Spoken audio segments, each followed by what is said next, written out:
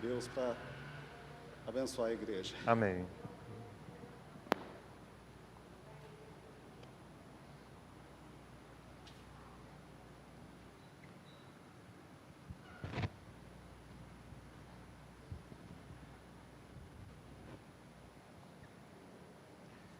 Graça e paz, amados.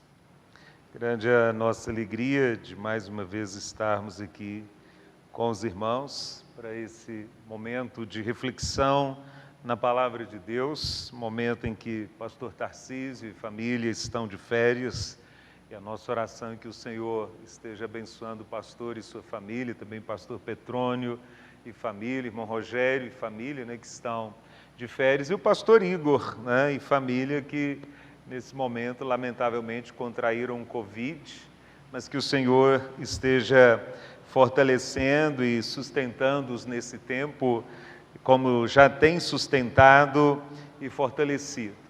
É uma alegria estar aqui com os irmãos e também com aqueles que estão assistindo, nos assistindo, pela internet, participando deste momento de celebração, que o Senhor possa estar falando aos nossos corações de uma forma especial nesse tempo. Eu quero convidá-los a que abram as suas Bíblias em Efésios capítulo 4, versículos 1 a 16. Efésios capítulo 4, 1 a 16.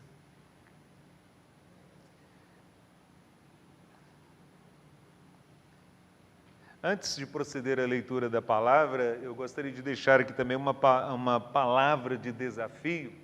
Eu estou como diretor interino do SEBOM, do Seminário Batista das Igrejas Batistas do Oeste de Minas, e gostaria de pedir aos irmãos que estivessem orando em favor do seminário, e aqueles que têm interesse em conhecer o seminário também podem entrar em contato, teremos imenso prazer em estar orientando. Nós estamos fazendo um momento de transição para uma plataforma digital, e onde as aulas serão remotas, elas não serão propriamente em EAD, porque em EAD você precisa ter todo o conteúdo disponível lá, para que os alunos possam estar fazendo. As aulas serão remotas, nos horários, como tinha no presencial, as aulas vão estar acontecendo remotamente, claro que num período um pouco menor, exige mais atenção, mais concentração, mas gostaríamos de deixar primeiramente o pedido de que estivessem orando em favor do SEBOM, e aqueles que tiverem interesse,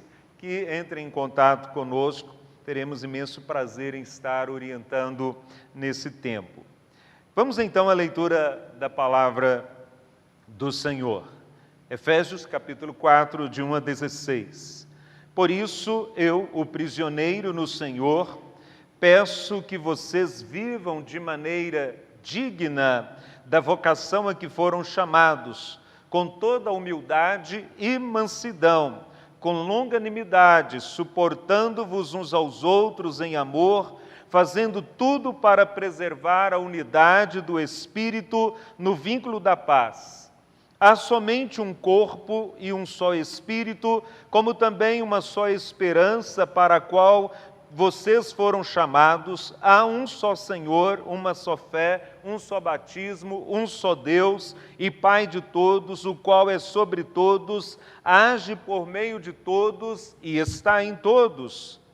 E a graça foi concedida a cada um de nós, segundo a medida do dom de Cristo. Por isso diz: quando ele subiu às alturas, levou cativo o cativeiro e concedeu dons aos homens. Ora, o que quer dizer ele subiu, senão que também havia descido até as regiões inferiores da terra? Aquele que desceu é também o mesmo que subiu acima de todos os céus para encher todas as coisas.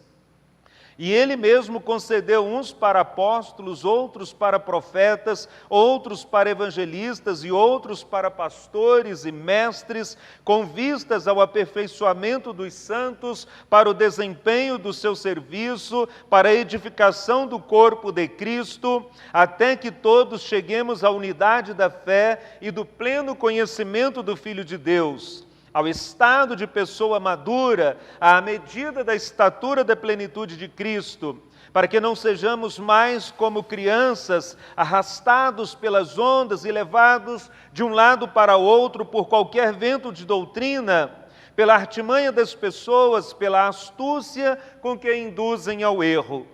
Mas seguindo a verdade em amor, cresçamos em tudo naquele que é a cabeça, Cristo, de quem todo o corpo, bem ajustado e consolidado pelo auxílio de todas as juntas, segundo a justa cooperação de cada parte, efetua o seu próprio crescimento para a edificação de si mesmo em amor.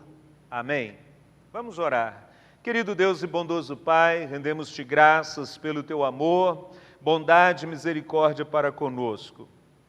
Rendemos-te graças pela oportunidade de publicamente podermos ler a tua palavra e refletirmos sobre a mesma. Que o Senhor, pelo poder do teu Santo Espírito, fale aos nossos corações nesta noite, daqueles que se encontram aqui no templo, daqueles que estão nos ouvindo através da internet, que todos sejam alcançados, que sejamos alcançados pela tua graça e pela tua misericórdia. Nós oramos no nome de Jesus, pelo poder do Espírito Santo. Amém. Cuidando da unidade do corpo de Cristo. Esse é o tema de nossa reflexão.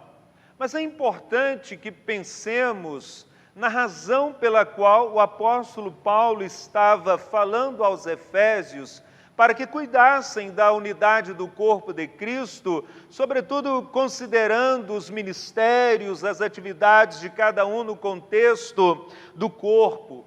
A igreja em Éfeso se encontrava numa região marcada pelo paganismo, pelo politeísmo, pelo distanciamento da vontade do Senhor, do conhecimento do Deus vivo, do conhecimento da pessoa de Cristo. E quando nós lemos a carta como todo, nós podemos ter uma visão de como Paulo vai desenvolvendo as suas orientações àqueles irmãos, de modo que eles pudessem compreender quão importante era que eles vivessem em unidade, que eles exercessem os seus ministérios, visando sempre glorificar a Deus, edificar a igreja e contribuir para a expansão do reino. Sem que tivessem isto em vista, a igreja não sobreviveria naquele ambiente. Os irmãos facilmente iriam apostatar-se da fé e afastar-se do caminho. Era fundamental que eles compreendessem estas verdades. E se você vai lendo o capítulo 1, ele fala da pessoa do Pai, da obra que o Pai realizou, até porque naquele contexto não se conhecia a pessoa do Filho. No ambiente de paganismo, geralmente se conhece pai e mãe, a deusa ou Deus. E Paulo então desenvolve a sua teologia, começando por Deus Pai, bendito seja Deus Pai. E então, posteriormente, ele apresenta a pessoa do Filho, e ele vai mostrando aos Efésios a importância de se compreender a cristologia, ou a doutrina sobre Cristo, para que de modo efetivo eles pudessem viver a experiência da fé, para que pudessem sobreviver naquele ambiente marcado pelo paganismo. E quando nós trazemos isto para a nossa realidade, e pensamos no ambiente em que vivemos hoje, marcado pelo chamado pluralismo religioso, que acaba sendo, na verdade, um chamado ao politeísmo, pois de alguma forma se quer dizer que todas as religiões são boas e que todos os caminhos levam a Deus. Esse pluralismo religioso acaba questionando a nossa cristologia, acaba questionando a realidade de que somente Jesus é o Salvador. Há muitos salvadores. Há um segmento dentro desse chamado pluralismo religioso que diz: há elementos crísticos em todas as religiões. Há elementos salvíficos em todas as religiões. Então você não precisa evangelizar.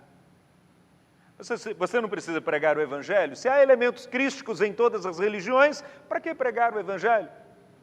Se há elementos salvíficos em todas as religiões, vamos cruzar os braços e ficar quietos aqui mesmo. Por que testemunhar do Evangelho?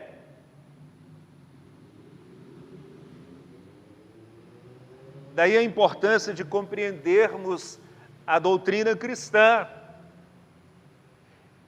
Daí a importância de Paulo dizer, irmãos, vamos aprofundar o nosso conhecimento a respeito do Senhor Jesus e vamos nos dispor para servi-lo e servir ao seu povo, de modo que não sejamos levados por ventos de doutrina, de modo que não sejamos arrastados por mensagens fraudulentas. E quantas mensagens fraudulentas há nos nossos dias. Quanto engano sendo pregado por aí. E muitas vezes, por não conhecermos a palavra, por não nos determos em estudar a palavra e aprofundar-nos no conhecimento da mesma, somos levados, ou muitos dos nossos irmãos são levados por ventos de doutrina. Por isso precisamos cuidar da unidade do corpo de Cristo e fortalecer o ministério no corpo de Cristo. É importante que tenhamos em mente, essa é a verdade principal que gostaríamos que você gravasse.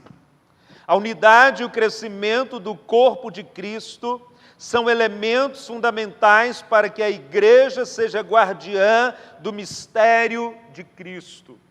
E Paulo vai falar do mistério de Cristo nessa carta, que esse mistério nos foi confiado. Mas como vamos guardar esse mistério? Se não investimos na unidade do corpo de Cristo, se não investimos no crescimento do corpo de Cristo através dos ministérios que nos são concedidos pelo Espírito Santo, ter essa compreensão é fundamental para esse momento da história da igreja em que estamos sendo bombardeados de todas as formas, de todos os lados.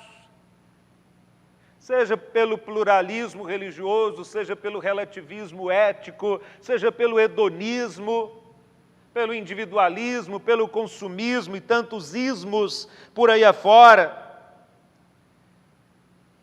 Mas aí é preciso então que nos voltemos para a estrutura do texto e descobramos algumas verdades que vão nos ajudar a investir na unidade do corpo de Cristo, a investir no crescimento do povo de Deus. E a primeira questão que nos chama a atenção é que devemos viver de maneira digna da vocação que recebemos. É o que o apóstolo vai dizer nos versos 1 e 2.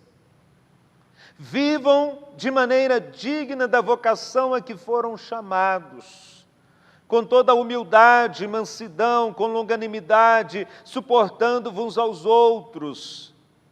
Vivam de maneira digna da vocação. Temos a compreensão do chamado que recebemos?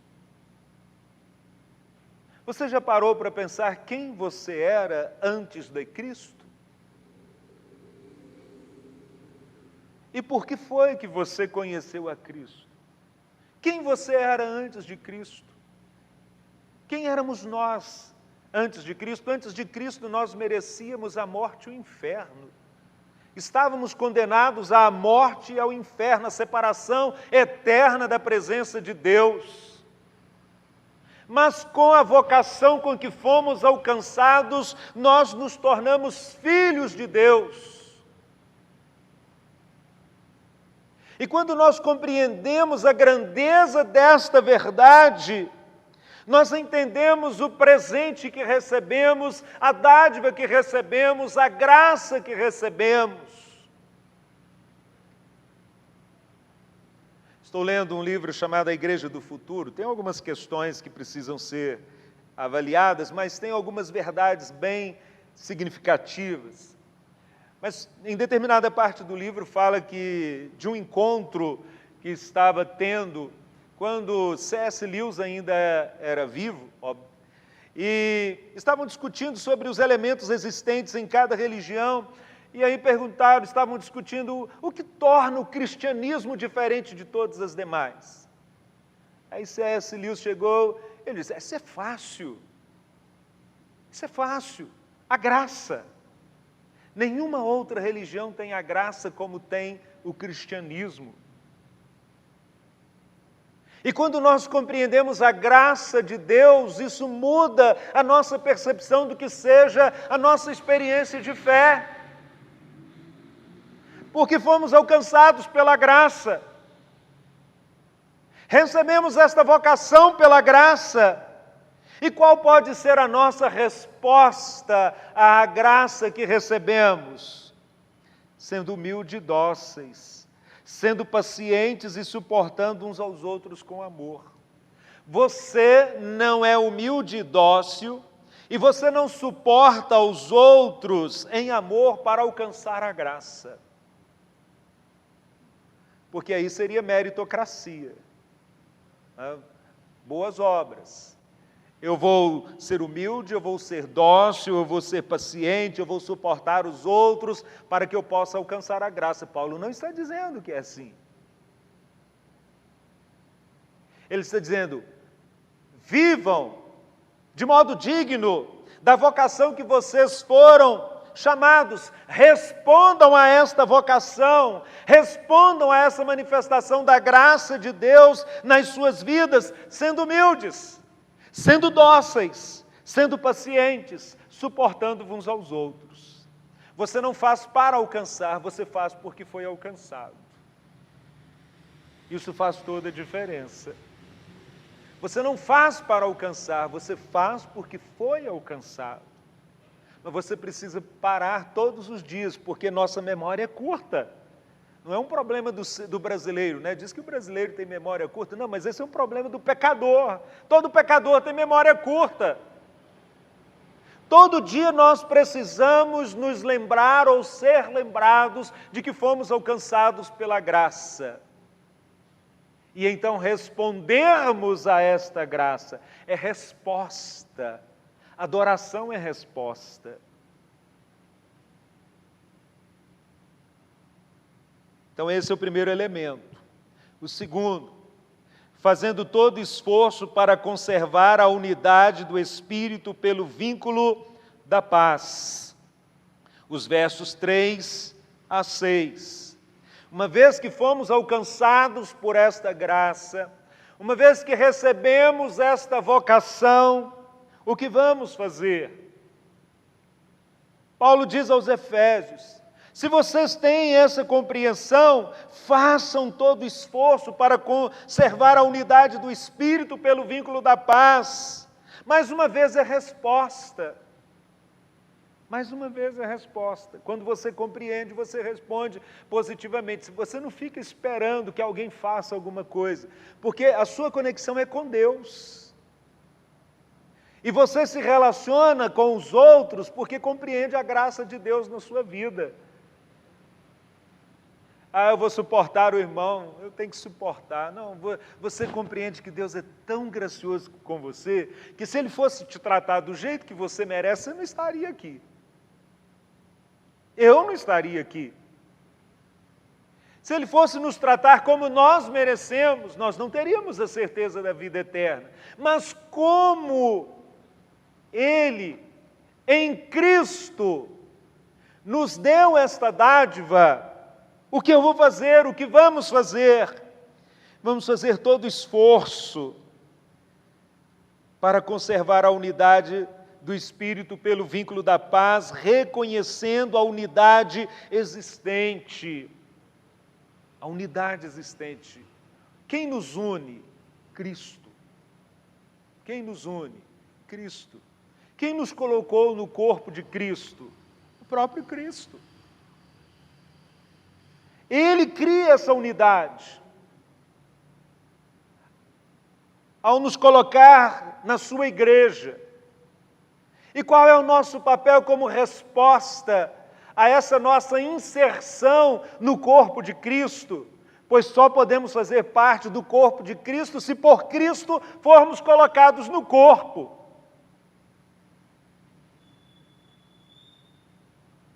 Você pode ter se tornado membro desta igreja por uma decisão pessoal. Mas se você de fato conhece a Jesus biblicamente, você só faz parte desse corpo porque Cristo colocou aqui. E uma vez que você compreende que Cristo colocou aqui, você será grato, empenhando-se por manter esse corpo unido. Você não quer ser elemento de desintegração.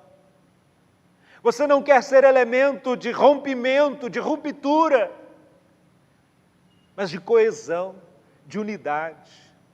Porque todos os dias você se lembra, eu estou no corpo porque Cristo me colocou no corpo. E se eu estou no corpo, eu faço parte da igreja de Cristo. E eu vou viver nesse corpo pela eternidade. A igreja de Cristo, a nossa família espiritual, não necessariamente a igreja local, mas também a igreja local, essa é a família que vai viver na eternidade. A minha família, a sua família vai desaparecer daqui a alguns anos. Se Cristo não voltar até lá, nós vamos morrer. E a nossa família humana vai acabar. Mas a família espiritual vai permanecer pela eternidade. E você foi colocado nesta família, pela graça, numa santa vocação. Então responda empenhando-se por conservar a unidade da igreja, reconhecendo que fomos chamados em uma só esperança. Nenhum de nós tinha esperança. Estávamos sem esperança, mas fomos chamados em uma só esperança.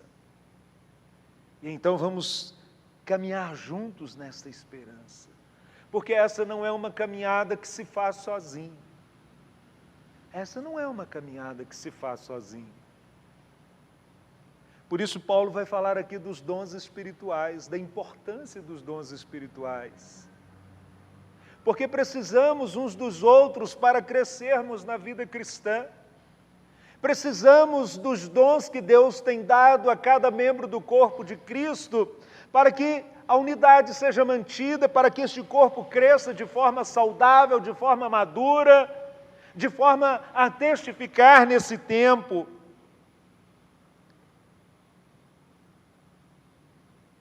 Então, devemos investir no corpo de Cristo. Mas um terceiro elemento, reconhecendo a graça que foi concedida a cada um por Cristo, dos versos 7 ao verso 11. A graça que foi concedida a cada um, e a graça foi concedida a cada um de nós, segundo a medida do dom de Cristo. Por isso diz, quando ele subiu às alturas, levou o cativo. Então nós somos alcançados por essa graça, e essa graça também nos deu dons. Lá no verso 11, ele mesmo concedeu uns para apóstolos, outros para profetas, outros para evangelistas e outros para pastores e mestres.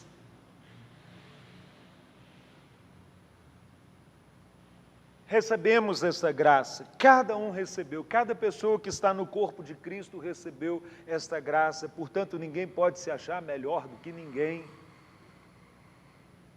Fomos todos agraciados. E quando nós não temos essa compreensão, muitas vezes o orgulho toma conta, a vaidade toma conta. Achamos que é por mérito, né?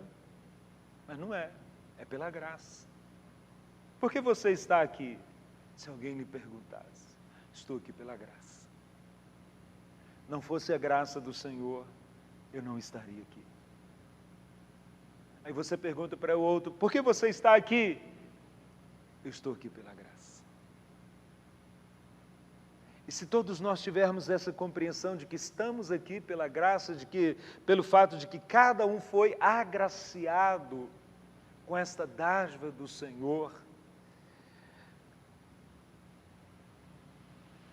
povo de Deus se tornará um povo alegre, festivo, porque celebraremos sempre a graça de Deus nas nossas vidas. Você não precisa, né? Os nossos irmãos cantaram aqui de forma abençoada, cantaram bem, mas alguém poderia dizer assim, eu preciso de um louvor animado para poder, né, entrar no ritmo, no culto. Mas você ainda não compreendeu o que é a graça de Deus, não. Porque no dia que você compreender, você não precisa de um louvor, né? Você vai participar de um louvor animado, porque você quer que Deus receba aquele louvor com entusiasmo, com alegria. Mas você vai celebrar porque você tem consciência da graça que você recebeu. Quando você tem consciência disso, você celebra com todo entusiasmo, com toda alegria, com toda a disposição diante do Senhor. E aí você contagia os outros, você não precisa ser contagiado, você contagia os outros. Porque as pessoas vão olhar para você e vão falar, mas aquele irmão está louvando com entusiasmo, com uma alegria. E se eu perguntar para ele por que ele está louvando, ele vai dizer, é pela graça. A graça do Senhor me alcançou. Eu não merecia, mas me alcançou. Eu fui alcançado. Mais do que isso, Ele me deu dons, Ele tem me dado a oportunidade de servir no corpo dEle, então eu vou celebrar, vamos celebrar juntos. É essa compreensão da doutrina de Cristo que vai assim abrindo os nossos olhos, abrindo a nossa percepção de que nós somos pessoas agraciadas mesmo. Que Deus nos abençoou com toda sorte de bênçãos. E nós devemos ser gratos o tempo todo. E nada vai nos demover da nossa caminhada com Cristo, porque compreendemos o que é servir a Cristo e o que Cristo fez por nós. E por fim, reconhecendo os propósitos para os quais esta graça nos foi dada. Versos 11 a 16. Primeiramente, essa graça nos foi dada para preparar os santos para a obra do ministério. Sim, glorificar a Deus, mas servir aos outros, edificando, equipando uns aos outros para a obra do ministério. Isso não só o pastor, mas todos os membros do corpo de Cristo. Os irmãos mais velhos ajudando os irmãos mais novos. Precisamos ter essa mentalidade na igreja. Os irmãos mais velhos ajudando os irmãos mais novos. Quem é de família numerosa sabe muito bem disso, que o irmão mais velho vai sempre ajudar a cuidar do irmão mais novo. Quando a igreja tem essa compreensão, não fica esperando só pelo pastor ou só pela equipe ministerial, mas todos estão empenhados em equipar os santos, em preparar os santos para a obra do ministério, para que o testemunho da igreja seja efetivo e possa fazer a diferença. Esse é um tempo em que o testemunho da igreja precisa ser efetivo. E como ele será efetivo? Com cada membro se equipando, se preparando para a obra do ministério e desenvolvendo um ministério lá no trabalho, na escola, nos momentos de lazer, ocupando espaços. Sabe por que alguns movimentos estão ganhando forças em nosso tempo? Porque eles usaram uma estratégia do cristianismo lá nos seus primórdios. Como foi que o cristianismo minou as potências do Império Romano e do paganismo naquele momento da história? Quando aparentemente nenhuma força tinha, do ponto de vista humano, equipando os santos para a obra do ministério e os santos infiltrando nas redes, na sociedade, e foi os santos equipados para a obra do ministério, infiltrando, minou as estruturas do paganismo, do Império Romano. Os movimentos que estão ganhando força hoje e pregando uma mensagem contrária à palavra de Deus e trabalhando para nos silenciar, usaram as mesmas estratégias da fé cristã, porque nós nos acomodamos. Tornamos o ministério pastor-cêntrico, o pastor faz tudo, gira em torno dele, e os membros ficam acomodados no banco, não sendo equipados para a obra do ministério, dizendo, deixa o pastor fazer, deixa a equipe ministerial fazer, mas aí o inimigo está ganhando força. Ele está ganhando força, usando as mesmas armas, a mesma estratégia do cristianismo nos seus primórdios. Se queremos reverter o quadro, precisamos retomar a estratégia. Porque, irmãos, o inimigo ele é hábil em copiar as ideias. Então vamos retomar aquilo que o Senhor nos deu, equipando os santos para a obra do ministério, para que os santos alcancem a maturidade e a medida da plenitude de Cristo. Não podemos ser levados por ventos de doutrina, mas precisamos ter crentes maduros em todas as posições da sociedade. Precisamos ter crentes maduros em posições estratégicas da sociedade. Você não tem que ficar perguntando para o pastor, eu posso fazer isso, eu posso fazer aquilo, eu posso fazer aquilo outro. Não, você tem que ter maturidade. Porque nem sempre o pastor vai estar lá com você. Mesmo com toda a tecnologia que nós temos hoje, nem sempre dá para ele responder. E às vezes o inimigo não te dá tempo nem de consultar o pastor. Você precisa responder rápido. Você precisa ter autoridade para responder. O inimigo vai dizer, foi fácil, você perguntou para o seu pastor. Desse jeito qualquer um responde, né? Você foi consultar o pastor, né? Mas quando ele percebe que você é alguém que alcançou maturidade e a medida da plenitude de Cristo, ele pode até retrucar, mas ele vai te respeitar. Porque ele sabe que você fala com propriedade. Precisamos de pessoas que falem com propriedade, com convicção, que não fiquem repetindo o que ouviram no culto. Você não precisa repetir essa mensagem quando chegar em casa, assimile os princípios. Pegou a ideia, chega em casa, estuda, aproprie-se e peça ao Senhor que o guie. Não fique na dependência, mas alcance maturidade e a medida da plenitude de Cristo, para que os santos não fiquem à mercê de influências negativas, mas cresçam e edifiquem a si mesmos.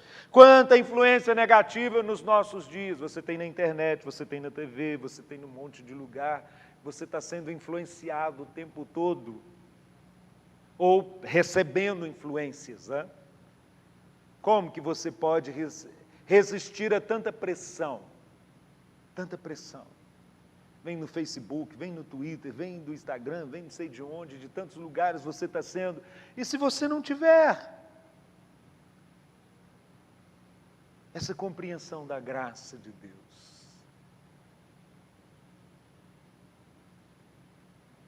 vai acontecer como tem acontecido com as enchentes, né? Porque o inimigo vem como uma avalanche. Se você não tem firmeza, vai ser arrastado. Vai ser arrastado. Ele não poupa ninguém. Ele não poupa ninguém. Não poupa pastor, não poupa tempo de crente, não poupa idoso, não poupa líderes da igreja. Ele vem com todas as armas para nos atacar. E precisamos ter maturidade. Maturidade, que só alcançamos cultivando as disciplinas espirituais. Oração, leitura da Bíblia, comunhão com o povo de Deus. Sem isso, você se torna um alvo fácil. E aplicando então, a unidade e o crescimento do corpo de Cristo só acontecem quando a igreja compreende o mistério de Cristo e vive de maneira digna da vocação que recebeu. Faz todo o esforço no poder do Espírito Santo para conservar a unidade do Espírito pelo vínculo da paz, ou seja, coloca a unidade da igreja acima de querelas, mimimis e confusões sem sentido. Reconhece a graça que foi concedida a cada um no corpo de Cristo para cooperar para a unidade e o crescimento, para que a unidade e o crescimento sejam alcançados. Afinal, não se pode alcançar os dois deixando as pessoas para trás. Reconhece os propósitos para os quais cada membro foi agraciado, com o dom e os dons que recebeu. Quando nós, conscientes disso, no poder do Espírito Santo, trabalhamos, o que nós temos é a unidade da igreja. Todos cooperando, todos trabalhando, todos investindo, porque todos são conscientes de que se estão onde estão, é pela graça. A graça de Deus é que nos une, é que nos insere no corpo de Cristo, por Cristo Jesus, nosso Senhor. Que Ele nos abençoe, que Ele nos fortaleça. Amém?